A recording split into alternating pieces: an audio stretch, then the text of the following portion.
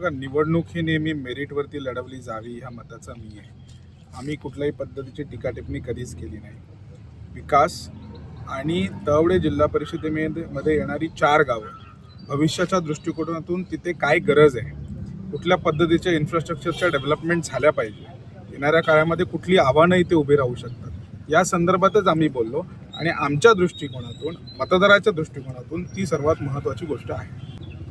बघा, उत्स्फूर्त असा प्रतिसाद आहे, कार्यकर्त्यांची एवढी सगळी संघटनात्मक मेहनत आहे, त्यामुळे निश्चितपणे एक चांगलं यश इथे महायुती संपादित करेल. कुठच्या जिनून समस्या या मतदारसंघातल्या तुम्ही हिरल्याला?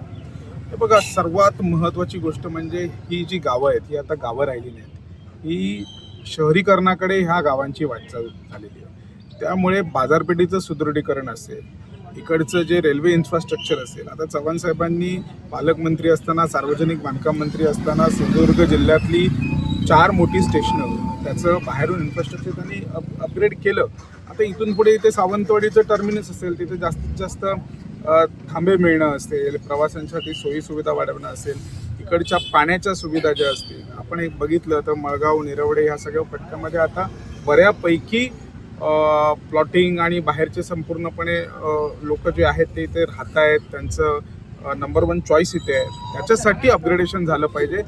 पाणी आणि सर्व बेसिक ज्या इन्फ्रास्ट्रक्चर आहे त्याच्यासाठी चांगल्या पद्धतीचा निधी आणण्यासाठी आम्ही आग्रही असू.